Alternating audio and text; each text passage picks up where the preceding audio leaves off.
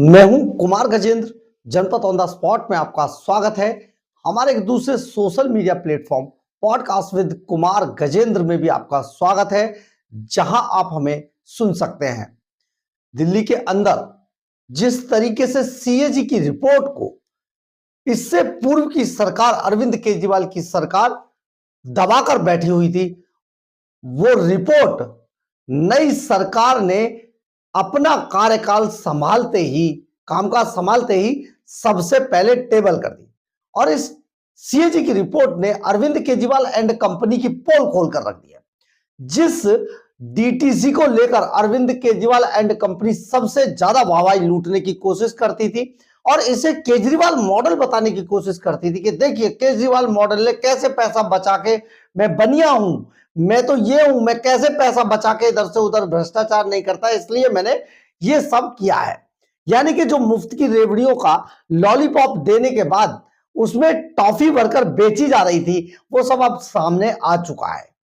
और सबसे बड़ी बात यह है कि सीएजी की रिपोर्ट में डीटीसी को लेकर जितने भी कमेंट्स किए गए हैं, सचमुच हैरान करने वाले हैं, चौंकाने वाले हैं। दिल्ली की जनता को, देश और दुनिया के उन लोगों को यह जरूर जान लेना चाहिए जो लोग अरविंद केजरीवाल को राजनीति का जादूगर समझते थे। सुनिए, उस जादूगर के कारण पिछले 10 सालों के अंदर डीटीसी का, अकेले डीटीसी डिपार्टमेंट, दिल्ली परिवहन निगम डिपार्टमेंट अकेले 60,000 करोड़ के घाटे में आ गया। जी हां, हैरानी होगी सुनकर, 60,000 करोड़ का घाटा है डीटीसी के ऊपर। और 60,000 करोड़ रुपए के इस कर्ज में डूबा हुआ डीटीसी का यह डिपार्टमेंट अब शायद ही निकल पाए। और इसे, इस कर्ज से, इस बोझ से उबारने के लिए रेखा गुप्ता की सरकार को, यानी कि भारतीय जनता पार्टी की सरकार को नाको चने चबाने पड़ जाएंगे। कैसे होगा ये सब, ये तो आने वाला वक्त बताएगा। लेकिन इस सीएजी की रिपोर्ट ने अरविंद केजरीवाल की महिलाओं को फ्री यात्रा का ये जो झुंझुना था, इसकी पोल खोल कर रख दिया। दरअसल ये 60,000 करोड़ का जो कर्ज है वो अब लगातार बढ़ता जा रहा है, क्योंकि दिल्ली के अंदर महिलाओं की फ्री यात्रा का प्रावधान अभी तक लागू है और अभी भारतीय जनता पार्टी सरकार की भी अभी हिम्मत नहीं है कि वो इसको हटा पाए, यानी कि ये झेलना पड़ेगा। इसलिए ये घाटा जो 60,000 करोड़ का है वो लगातार बढ़ता जा रहा है। 2015 से 2020 के कार्यकाल में एक बस भी नहीं खरीदी जा सकी है, यानी कि ये घाटा बढ़ता जा रहा है और बसें जो खरीदी जानी चाहिए थी वो खरीदी ही नहीं जा सकी हैं। ये जो रूट निर्धारित किए जाते हैं, यानी कि दिल्ली के अंदर 468 रूट पर डीटीसी बसों का परिचालन किया जाता है, लेकिन अब एक बड़ा मामला यह भी निकल के सामने आया है कि जो रूटों का जो निर्धारण बसों के लिए किया जाता था उसमें भी बहुत सारी खामियां पाई गई हैं, जिस वजह से यह घाटा लगातार बढ़ा है। 3 सालों में डीटीसी का जो घाटा था वो 35,000 करोड़ रुपए से ऊपर पहुंच गया है 3 सालों के अंदर। यानी अरविंद केजरीवाल ने जब से दिल्ली के अंदर मुफ्त की रेवड़ी बांटी और महिलाओं को मुफ्त बस सेवा उपलब्ध कराने का जो झांसा दिया, जो शुरुआत की, उससे 35,000 करोड़ रुपए से ऊपर का घाटा डीटीसी बसों को, डीटीसी डिपार्टमेंट को हो चुका है।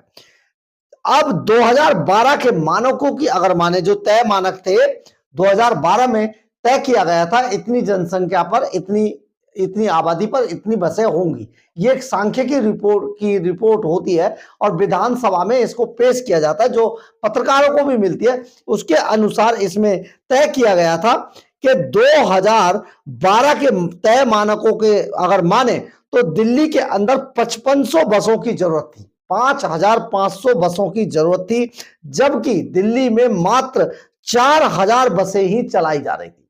मतलब 1,500 बसों का यहां पर घाटा था, नहीं थी, और 4,000 बसों से ही काम चलाया जा रहा था। अब 2015 और 16 में 25,300 करोड़ रुपए का घाटा बढ़कर हो गया। 2021 से 22 में 60,750 करोड़ रुपए तक यह घाटा पहुंच गया, जो बहुत बड़ा है। मान लीजिए कि 45% बसें यहां पर ओवर एज हो चुके हैं या फिर ये खराब पड़ी हुई हैं। इसके बाद 60,750 करोड़ रुपए का घाटा डीटीसी डिपार्टमेंट झेल रहा था। आप ये समझ लीजिए कि 2022 में जब मात्र 300 बसें डीटीसी के लिए अरविंद केजरीवाल खरीद पाए 2022 में, लेकिन किया क्या, डीटीसी के लिए 300 बसें भी नहीं ठीक से खरीद पाए, शीश महल बना लिया, शराब घोटाला कर लिया, बड़े बड़े घोटाले कर लिए। लेकिन दिल्ली के जनता जिसके लिए मुफ्त की रेवड़ियां बांट रहे थे, बता रहे थे हमने महिलाओं के लिए फ्री यात्रा कर दी है, उसमें 300 बसें भी ये जुगाड़ नहीं लगा पाए, खरीद नहीं पाए थे। 5 साल बाद दिल्ली कैबिनेट ने 5500 बसें मार्च 5500 बसों पर ये राजी हुए थे कि भाई इतनी कर देंगे।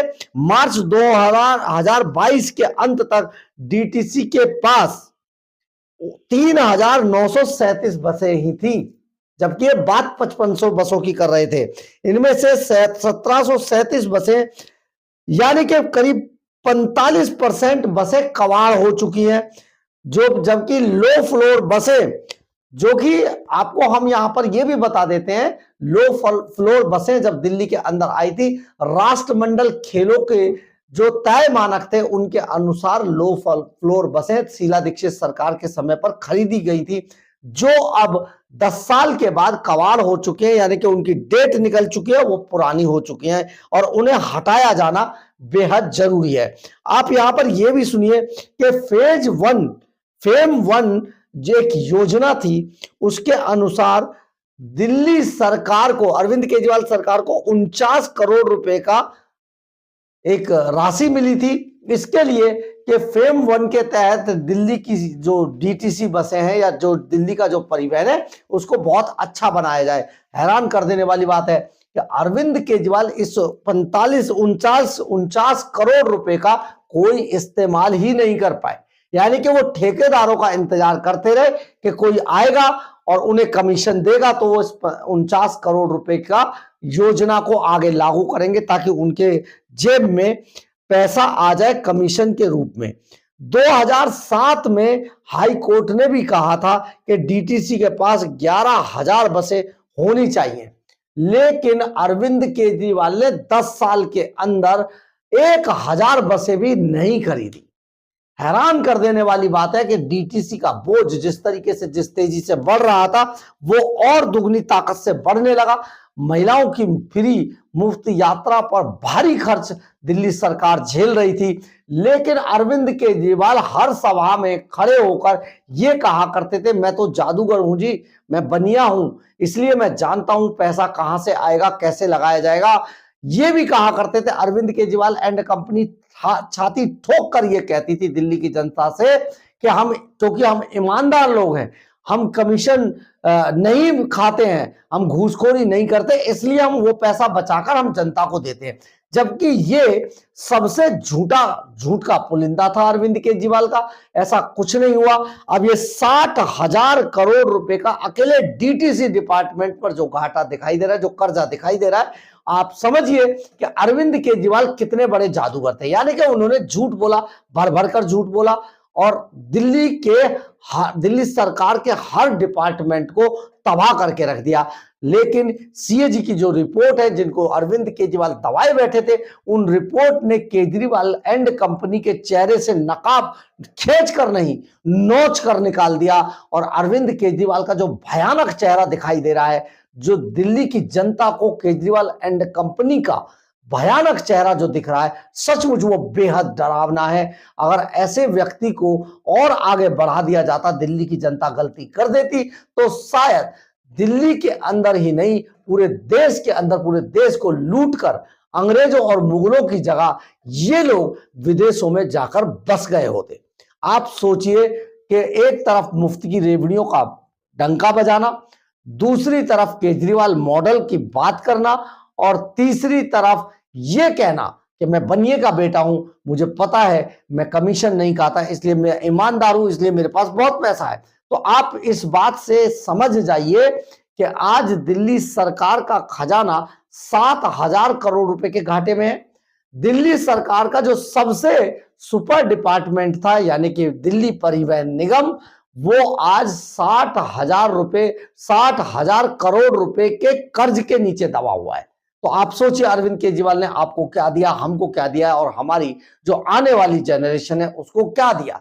यानी कि सिर्फ और सिर्फ कर्ज कर्ज कर्ज और अपनी राजनीति की रोटियां सेकने के लिए, राजनीति की दुकान चलाने के लिए अरविंद केजरीवाल ने दिल्ली को बेचकर खा गया। आप सोचिए किस तरीके से दिल्ली को बेचा गया, किस तरीके से दिल्ली के खजाने को लूटा गया, किस तरीके से पूरे खजाने के पैसे को अपनी अय्याशियों पर अरविंद केजरीवाल एंड कंपनी ने लुटाया, जो अब तिहाड़ जेल रहकर आए हैं और दोबारा तिहाड़ जेल जाने की तैयारी कर रहे हैं। बहरहाल अगर आपको हमारी खबर अच्छी लगे तो आप इसे लाइक, सब्सक्राइब और शेयर जरूर करें। कमेंट्स बॉक्स में अपनी राय जरूर लिखें, इससे हमें बहुत बहुत बहुत ऊर्जा मिलती है। जय हिंद, जय भारत।